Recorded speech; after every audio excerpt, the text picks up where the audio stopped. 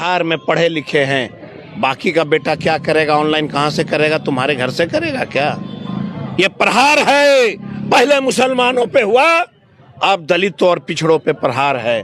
इसलिए मैं सबको आगाह कर रहा हूँ, जीतन राम मांझी जी, चिराग बाबू, आने वाला समय में किसी गली में एक जगह नहीं मिलेगा। तुम लोगों ने दलितों के बीच में छुरा भोंका है। आप बताओ,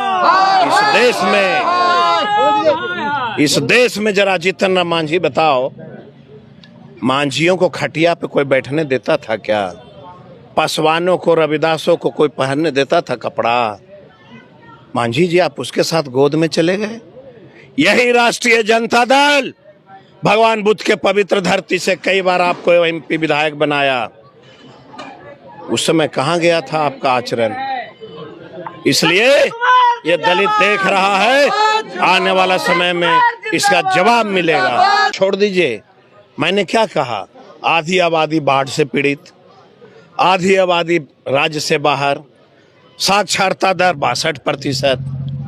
जो बेचारा बाढ़ से पीड़ित होगा वो अपना मोबाइल कहाँ चार्ज करेगा कि ऑनलाइन कर लेगा? जो दूसरे राज्य में मजदूरी करने गया है बेचारा, इतना बड़ा मोबाइल कहाँ से रखेगा? इसलिए मैं बिहार के तमाम देश के दलितों को आगाह करता हूँ कि जिस दिन अमित शाह ने सदन में बाबा भीमराव अम्बेडकर को अपमानित किया, उस दिन देश को जाग जाना चाहिए था कि ये सारे लोग बाबा भीमराव अम्बेडकर के सपनों को मिटाने का प्रयास कर रहा है। अब सब जाग गया है।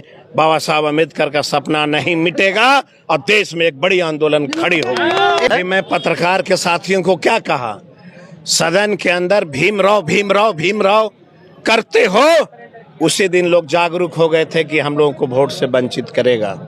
प्लानिंग थी, उसी प्लानिंग के तहत अमित शाह ने सदन के अंदर बाबा भीमराव को अपमानित करने का काम किया था। अब ये सारे लोग समझ गए। बोध गया बंद रहेगा स्वेच्छा से, प्रेम से। ये भगवान बुद्ध की पवित्र धरती है और भगवान बुद्ध की जब पवित्र धरती से अंगड़ाई लेती है तो पूरे लोग जो है, जो हमारे ऊपर आंख उठा कर देखेगा, वो सब निस्नाबूद हो गए। तो चुनाव आयोग ने बहुत बड़ा जनमानस को बर्बाद करने का कोशिश किया है, इसलिए हम लोगों का गुस्सा है। अगर आज भी वो अपना काला कानून वापस लेता है तो पूरे बिहार की जनता, देश की जनता उनको स्वागत करेगा। दलितों पर, अति पिछड़ों पर, वंचितों पर, अल्पसंख्यकों पर, सभी पर प्रहार कर रहा है और उसको मत देने से, मताधिकार देने से रोक रहा है। जब वोटर लिस्ट में, मतदाता सूची में नाम नहीं रहेगा तो वह कैसे लोग वोट करेंगे? और यही है, पूरे बिहार के लोग, 4 करोड़ लोग बाहर गए हुए हैं। उनको बिहार सरकार लाने का प्रयास नहीं कर रही है, चुनाव आयोग लाने का प्रयास नहीं कर रही है, भारत सरकार लाने का प्रयास नहीं कर रही है। और आम गरीब जनता, वो जो वोटर है उसको वंचित कर दिया जाएगा। और मतदाता सूची से ही नहीं, मतदाता सूची से आम जनों को बहुत सा चीजों का काम होता है जिससे उसका सारा काम बंद हो जाएगा। मतदाता सूची से इंदिरा आवास मिलता है, मतदाता सूची से राशन कार्ड मिलता है, मतदाता सूची से आधार कार्ड मिलता है, मतदाता सूची से पैन कार्ड मिलता है। ये सारे सवाल है जो गरीबों को देश से बाहर निकालने की साजिश है। इसलिए हम लोग इसको हर हालत में, जब तक यह काला कानून वापस नहीं होता है, हमारा आंदोलन जारी रहेगा। बहुत बहुत धन्यवाद। अमित शाह, प्रधानमंत्री नरेंद्र मोदी जी और चुनाव आयोग का नीतीश कुमार का गरीबों का वोट वो छाटमार कहीं न कहीं मोदी जी के गोदी में बैठकर आप सामंतवादी सरकार के साथ छोट गरीब तबका, दलित, पिछड़ा, अकलियत को वोट को काटना चाहता है। ये पूरे बिहार जानता है कि गरीब, दलित, अति पिछड़ा के लोग बाहर ही प्रदेश, दूसरे जगह पलायन कर चुके हैं। ये सड़क पे जो आप देख रहे हैं, भीड़ देख रहे हैं, आम आवाम गुर्गों की आवाज है। वोट देने का अधिकार आप किसी से छीन नहीं सकते। ये संवैधानिक अधिकार रहा कि आप वोट देना। आप कहते हैं सघन पुनरीक्षण, आपने आंशिक पुनरीक्षण जो है दिसंबर और जनवरी के माह में कराया। तो दिसंबर और जनवरी में अगर आपको आंशिक पुनरीक्षण में बहुत सा वोटर लिस्ट में से नाम अगर काटना नहीं पड़ा और इसी वोटर लिस्ट पर 2024 में आपने लोकसभा का चुनाव कराया, केंद्र की सरकार बनी, नरेंद्र मोदी प्रधानमंत्री बने, तो अगर यह वोटर लिस्ट गलत है तो 2024 का चुनाव गलत है। सबसे पहले जो है चुनाव आयोग को नरेंद्र मोदी से इस्तीफा ले लेना चाहिए, केंद्र की सरकार भंग करवा देनी चाहिए। तब इस वोटर लिस्ट पर अगर आप उंगली उठाते कि यह वोटर लिस्ट गलत है तो आम आवाम में कुछ विश्वास रहता चुनाव आयोग पर। लेकिन जिस तरह से ईडी और सीबीआई केंद्र सरकार के लिए तोता बनी हुई थी, तो अब तो जो है निर्वाचन आयोग भी तोता बना हुआ है। आप देखते होंगे कि जो विपक्ष की पार्टियां हैं निर्वाचन आयोग से क्वेश्चन पूछती हैं, निर्वाचन आयोग का एक भी पदाधिकारी जो है जवाब नहीं देता है, और उसके बदले में भारतीय जनता पार्टी, जनता दल यूनाइटेड, जो एनडीए के अलायंस पार्टियां हैं, उन लोगों की तरफ से बार बार बयान, बार बार चर्चाएं आती है, जो कि गलत है। हम क्वेश्चन इलेक्शन कमीशन से कर रहे हैं, जो स्वतंत्र संस्था है। आप जवाब देने वाले कौन होते हैं? इलेक्शन कमीशन क्यों नहीं जवाब देता है? ये चीज सोचना होगा। और इलेक्शन कमीशन यह पूर्ण विश्वास मान ले कि जनता सड़क पे उतर चुकी है। बिहार का एक एक सड़क का एक एक चौराहा जाम है और बिहार ने मैसेज दिया है। और जब जब बिहार ने अंगड़ाई लिया है देश की राजनीति को पलटने। नोटबंदी हुई थी ना, कितना दिन लग गया था आपको लोगों के अकाउंट सर्च करने में और पैसा जमा कराने में। अगर आपको जरूरत था तो बिहार चुनाव कराने के बाद आप इस चीज को करा लेते, और नहीं तो 2024 में चुनाव खत्म हुआ था उसके बाद आप करा लेते। यह प्रक्रिया 2003 में हुई थी गहन पुनर्निरीक्षण का, उसमें कम से कम 2 या 3 साल समय लगा था।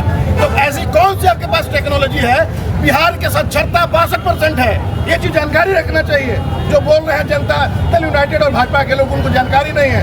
महज 62% जिस प्रदेश की साक्षरता है, तो कैसे लोग डिजिटल इंडिया से अपना नाम जुड़वा पाएंगे? इसका हमको जवाब दे भारतीय जनता पार्टी और नरेंद्र मोदी का कार्यकर्ता। यही तो बता रहा हूँ कि जब 62% लोग ही पढ़े लिखे हैं तो बाकी 38% कहाँ जाएंगे? 38% का मतलब हो गया अगर आपके पास 8 करोड़ वोटर आपके क्या वोटर हैं, तो कम से कम उसमें से 3 करोड़ ऐसी आबादी है कि जो पढ़े शिक्षित नहीं है, जो अपना नाम डिजिटल इंडिया के द्वारा नहीं जुड़ा सकते। इसका मतलब आपकी मंशा है कि 3 करोड़ गरीबों, दलितों, अति पिछड़ों, दलितों, शोषितों, वंचितों को आप जो है वोटर से वंचित करना चाहते हैं। पहले आपने नोटबंदी किया, अब आप वोटबंदी करना चाहते हैं। यह तुगलकी फरमान हिंदुस्तान में और बिहार में कभी लागू नहीं हो।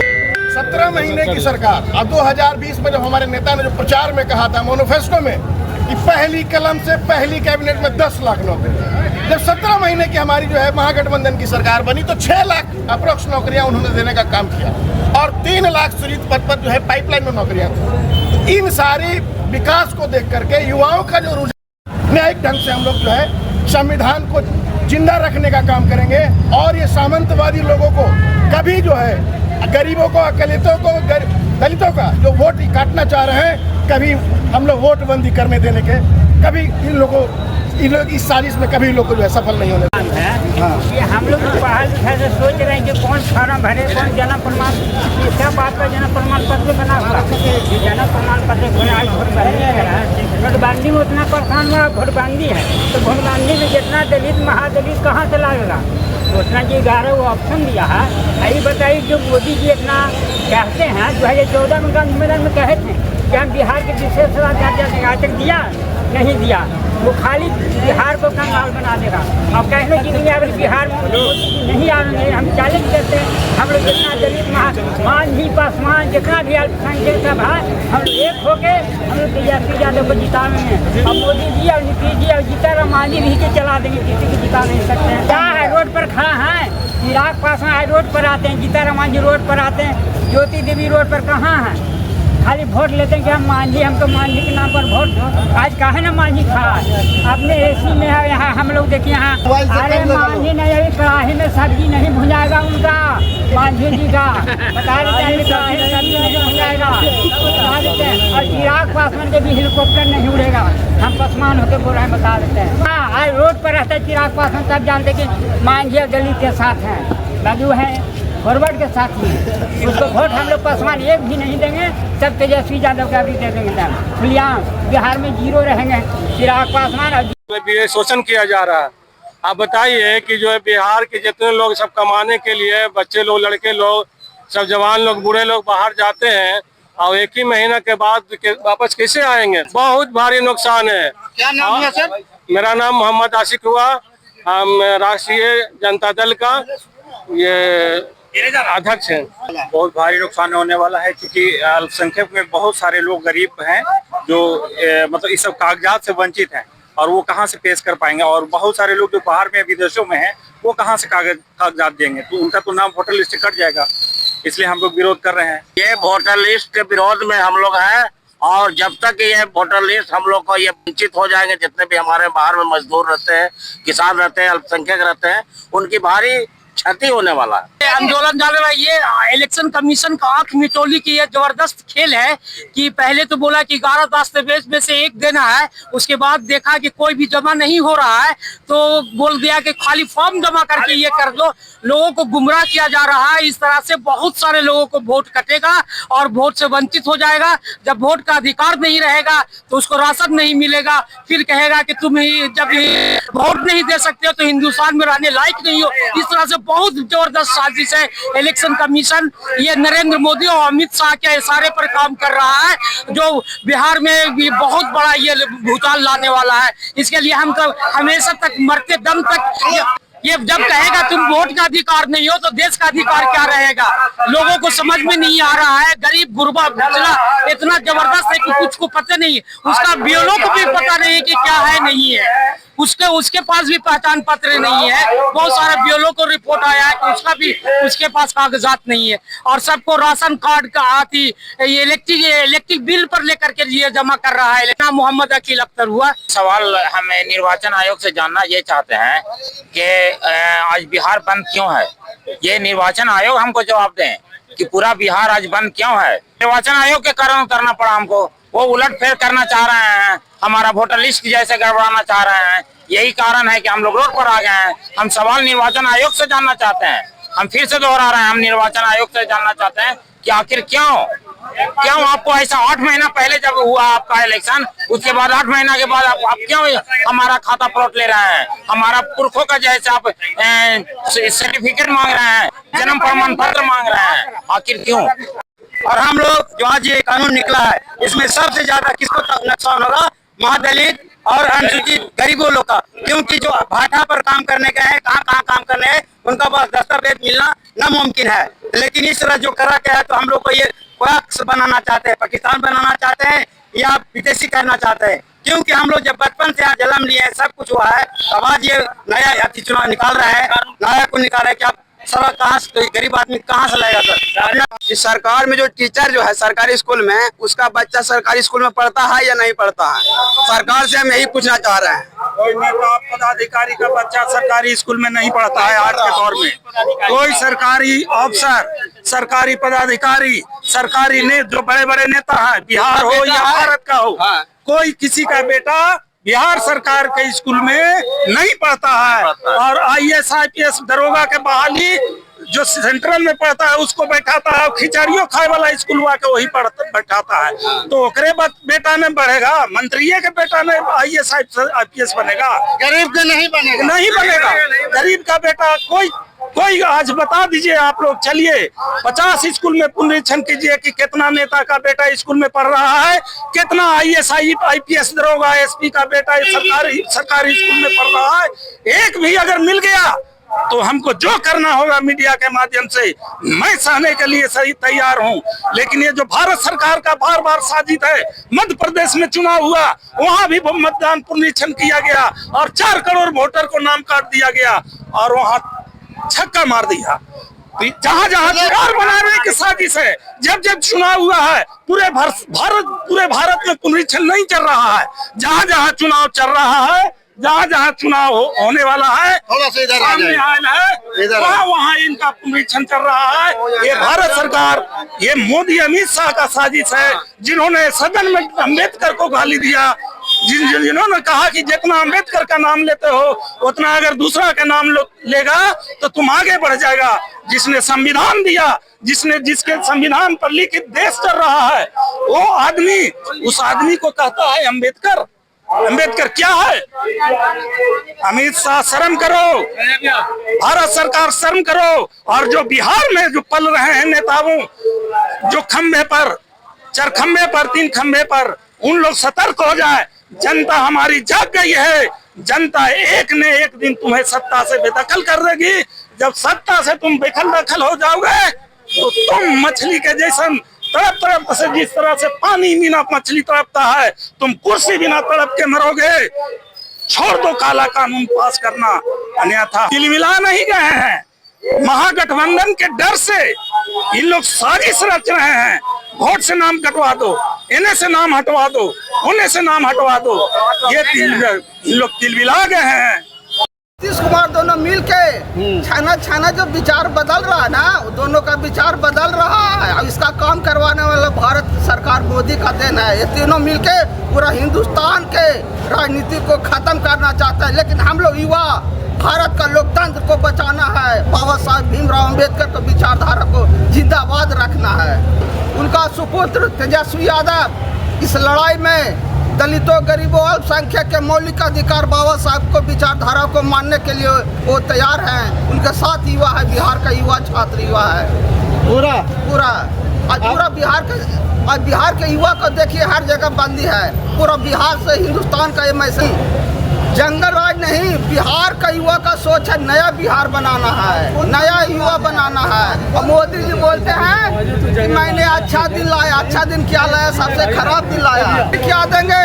वो बिहार के बेरोजगारी के समस्या इतना कि बिहार के लोग दूसरा जगह काम धंधा ढूंढने जाते हैं, पलायन कर रहे हैं। बिहार के लोगों को, यहाँ के लोग दूसरा राज्य में काम करते हैं, वहाँ से मार पीटता है लोग। गुजरात के हालत आपको पता होना चाहिए। लगाता है यहाँ के लोग मेहनत और मजदूरी, बिहार के लोग स्वाभिमानी होते हैं। वो मेहनत और परिश्रम से संघर्ष इतिहास बदलते हैं। वो बिहार की धरती है, जननायक कर्पूरी ठाकुर की धरती है, डॉक्टर जगदेव बाबू की धरती है। इस बात को आप लोग जानिए। डॉक्टर ये बिहार की धरती डॉक्टर जगदेव बाबू की धरती है। उनका विचारधारा से तेजस्वी यादव, जननायक कर्पूरी ठाकुर की विचारधारा से तेजस्वी यादव युवा साथी तैयार है बिहार को बदलना, नया बिहार बनाना है। बहुत गलत कर रहा है सरकार, हम लोग का वोट देने से वंचित कर रहा है। बहुत अच्छा से हमारे बिहार के लिए बहुत काबिल नेता है वो।